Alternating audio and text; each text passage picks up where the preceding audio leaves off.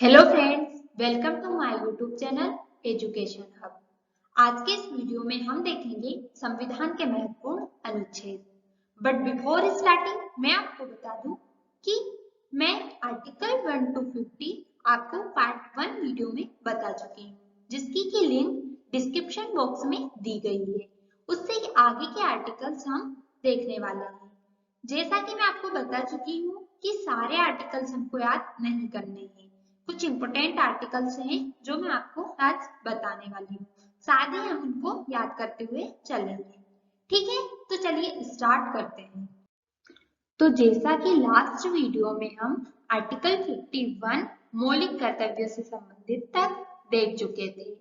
अब हम देखेंगे राष्ट्रपति से संबंधित आर्टिकल, जिसमें कि हम देखते हैं राष्ट्रपति का पद आर्टिकल 52 में दिया गया है।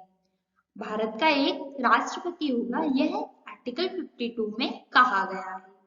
ठीक है, उसके बाद में हम देखते हैं आर्टिकल 54 और 55 जो कि राष्ट्रपति के निर्वाचन से संबंधित है। आर्टिकल 54 में राष्ट्रपति का निर्वाचन यानी कि निर्वाचन में भाग कौन कौन लेगा, यह हम देखते हैं। तो इसमें हम देखते हैं कि संसद के दोनों सदनों के निर्वाचित सदस्य, साथ ही राज्य विधानमंडल के निर्वाचित सदस्य। इसके साथ ही हम देखते हैं कि जो यूनियन टेरिटरीज में दिल्ली व पुडुचेरी है, इसके जो विधानमंडल है उनके सदस्य भी, निर्वाचित सदस्य राष्ट्रपति के निर्वाचन में भाग लेंगे। ठीक है, उसके बाद में आर्टिकल 55 में निर्वाचन की प्रक्रिया है, जो कि एकल संक्रमणीय मत पद्धति के द्वारा होता है। ठीक है, उसके बाद में हम देख लेते हैं आर्टिकल 56, जिसमें कि राष्ट्रपति की पदावधि है। तो राष्ट्रपति अपने पद ग्रहण की तिथि से 5 वर्ष के लिए पद ग्रहण करता है। साथ ही इससे पहले भी इसे महाभियोग के द्वारा हटाया जा सकता है, जो कि आर्टिकल 61 में दिया गया है। राष्ट्रपति पर महाभियोग की प्रक्रिया आर्टिकल 61 में दी गई है। यह कब चलाया जाता है? जब राष्ट्रपति के द्वारा संविधान का उल्लंघन किया जाता है, तो संसद के किसी भी सदन में राष्ट्रपति पर महाभियोग चलाने का प्रस्ताव लाया जा सकता है। बट इस प्रस्ताव को सदन के 2/3 बहुमत से पारित होना आवश्यक है। ठीक है, उसके बाद में हम देख लेते हैं 60 में शपथ दी गई है, जो कि राष्ट्रपति अपने पद ग्रहण से पूर्व शपथ लेता है। ठीक है, तो हमने देख लिए हैं यह 54 और 55 निर्वाचन से संबंधित है, 56 पदावधि से संबंधित है, 60 में शपथ है, 61 में इम्पीचमेंट महाभियोग दिया गया है। उसके बाद में हम देखते हैं आर्टिकल 63 में उपराष्ट्रपति का पद है। भारत का एक उपराष्ट्रपति होगा, यह आर्टिकल 63 में कहा गया है। ठीक है, उसके बाद में हम देखते हैं 64, उपराष्ट्रपति राज्यसभा का पदेन सभापति होगा। यानी कि जिस प्रकार लोकसभा में अध्यक्ष होता है, ठीक उसी प्रकार राज्यसभा में सभापति होता है, जो कि कौन होता है? उपराष्ट्रपति होता है। ठीक है, उसके बाद में हम देखते हैं 71, जिसमें कि राष्ट्रपति या उपराष्ट्रपति के निर्वाचन से संबंधित संसद या विषय है। यानी कि राष्ट्रपति या उपराष्ट्रपति के निर्वाचन से संबंधित कोई भी विवाद होगा, तो उसका निपटारा कहाँ होगा? सुप्रीम कोर्ट में होगा। ये किसमें कहा गया है? आर्टिकल 71 में कहा गया है। उसके बाद में आर्टिकल 72, राष्ट्रपति की क्षमादान की शक्ति। उसके बाद में हम देखते हैं 74, राष्ट्रपति को सलाह के लिए एक मंत्री परिषद होगी। यह किसमें कहा गया है? आर्टिकल 74 में कहा गया है। ठीक है, उसके बाद में हम देखते हैं आर्टिकल 75। आर्टिकल 75 में कहा गया है कि राष्ट्रपति के द्वारा प्रधानमंत्री की नियुक्ति की जाएगी। साथ ही प्रधानमंत्री की सलाह से राष्ट्रपति अन्य मंत्रियों की नियुक्ति करेगा। ठीक है, तो प्रधानमंत्री व अन्य मंत्रियों की नियुक्ति के प्रावधान आर्टिकल 75 में दिए गए हैं। उसके बाद में हम देखते हैं 76, भारत का महान्यायवादी अटॉर्नी जनरल आर्टिकल 76 में दिया गया है।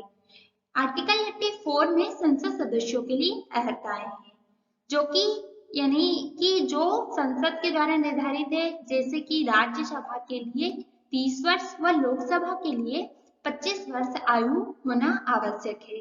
साथ ही जनप्रतिनिधित्व अधिनियम 1951 में जो कुछ भी प्रावधान दिए गए हैं वो सारी रहताएं आर्टिकल 84 के अंतर्गत हम देखते हैं। ठीक है, उसके बाद में हम देखते हैं नेक्स्ट आर्टिकल 108। ठीक है, ये कि बहुत ही इम्पोर्टेंट है। इसमें हम देखते हैं कि जब किसी विधेयक को पारित करने में दोनों सदनों के बीच गतिरोध उत्पन्न हो जाता है तब दोनों सदनों की संयुक्त बैठक बुलाई जाती है। ठीक है, और इसकी अध्यक्षता किसके द्वारा की जाती है? लोकसभा अध्यक्ष के द्वारा। ठीक है, तो ये फैक्ट आपको याद रखना है। साथ ही आपको ध्यान रखना है कि संयुक्त बैठक का प्रावधान आर्टिकल 108 में है। उसके बाद में देखते हैं आर्टिकल 110 जो कि मनी बिल धन विधेयक से संबंधित है, और आर्टिकल 111 जो इसमें की वीटो शक्ति है। राष्ट्रपति के पास विधेयक को लेकर कुछ वीटो शक्तियां होती है जो कि 111 में दी गई है, जिसमें कि राष्ट्रपति चाहे तो विधेयक को बिना किसी संशोधन के पारित कर सकता है या उसे पुनर्विचार के लिए लौटा सकता है या फिर उसे अपने पास रोक सकता है। इस प्रकार की जो वीटो शक्तियां हैं वो आर्टिकल 111 में दी गई है। उसके बाद में हम देखते हैं आर्टिकल 112 वार्षिक वित्तीय विवरण एनुअल फाइनेंशियल स्टेटमेंट, जो कि हम देखते हैं वित्त वर्ष 1 अप्रैल से 31 मार्च के बीच होता है। ठीक है, जिसमें कि बजट पेश किया जाता है।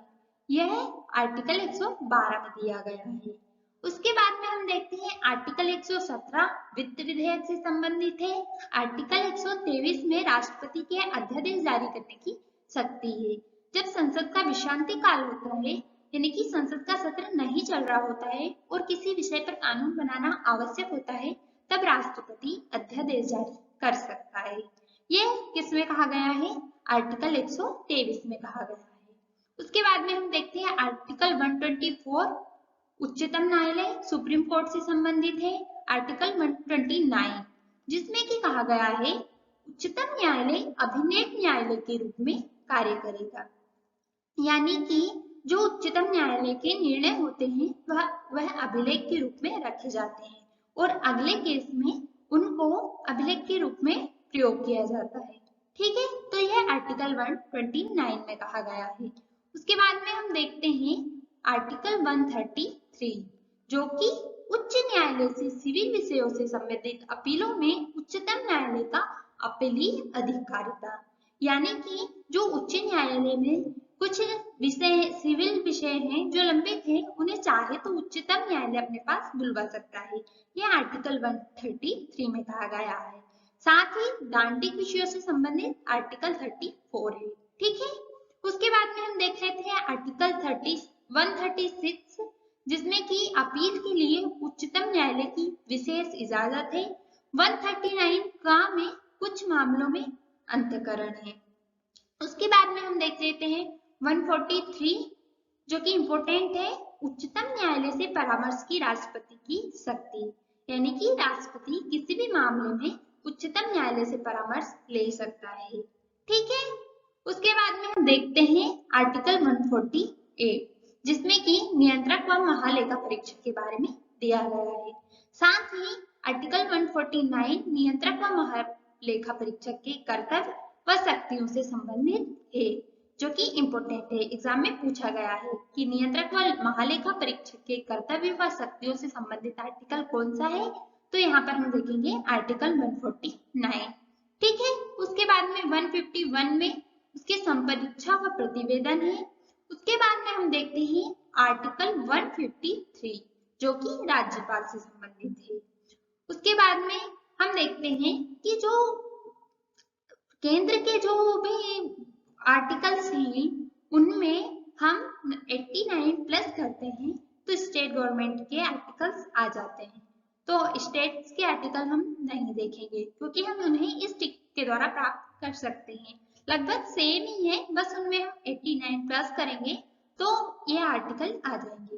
तो हम इसमें हम देख लेते हैं आर्टिकल 200 जो कि विधेयकों पर अनुमति से संबंधित है। जो भी विधेयक होते हैं उन पर राज्यपाल की अनुमति ली जाती है। और 201 विचार के लिए आरक्षित विधेयक, इसमें हम देखते हैं कि राज्यपाल को अगर लगता है कि इस विधेयक पर राष्ट्रपति की अनुमति लेना आवश्यक है तो वह उसे राष्ट्रपति के लिए आरक्षित रख सकता है। ठीक है, उसके बाद में हम देख लेते हैं 214, जिसमें कि राज्यों के लिए उच्च न्यायालय हाई कोर्ट के बारे में दिया गया है। आर्टिकल 215 उच्च न्यायालय अभिलेख न्यायालय होगा, जैसा कि सेम हमने सुप्रीम कोर्ट में देखा था। ठीक है, उसके बाद में हम देख लेते हैं आर्टिकल 226, जो कि बहुत ही इंपॉर्टेंट है, रिट जारी करने की उच्च न्यायालय की शक्ति। यहाँ पर हम देखते हैं कि आर्टिकल 32 के द्वारा सुप्रीम कोर्ट को यह अधिकार प्राप्त है, जिसमें कि मौलिक अधिकारों का हनन होने पर सुप्रीम कोर्ट 5 प्रकार की रिट जारी करता है, जिसमें हम देखते हैं बंदी प्रत्यक्षीकरण, परमादेश, प्रतिषेध, उत्प्रेषण, अधिकार रक्षा। ठीक है, तो यही रिट जारी करने की शक्ति हाई कोर्ट को किस आर्टिकल से प्राप्त है? आर्टिकल 226 से।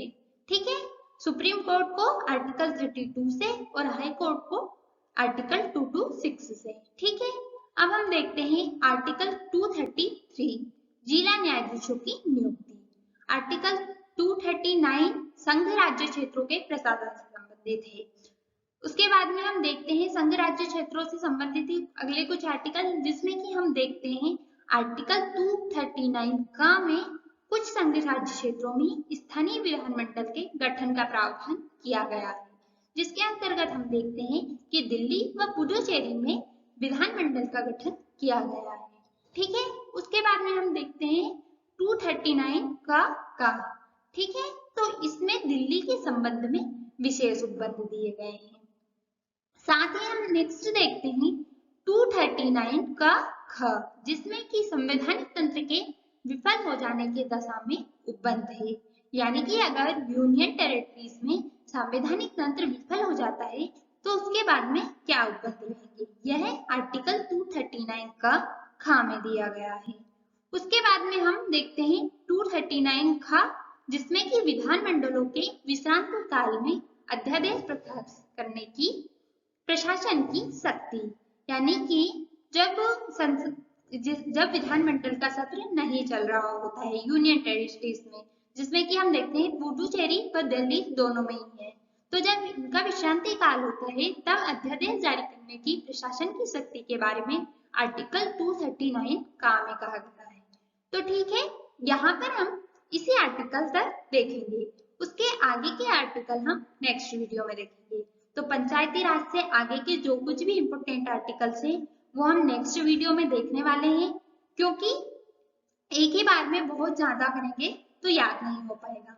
तो अभी हम इजीली इतने याद कर लेंगे, इनको ठीक से समझ लेंगे, उसके बाद में हम नेक्स्ट वीडियो में आगे के आर्टिकल देखेंगे। तो ठीक है, आपको ये सारे समझ में आए होंगे। तो प्लीज आपको वीडियो पसंद आया हो तो वीडियो को लाइक और शेयर कीजिए और चैनल को सब्सक्राइब करना बिल्कुल भी ना भूलिए। ठीक है, थैंक यू एवरीवन।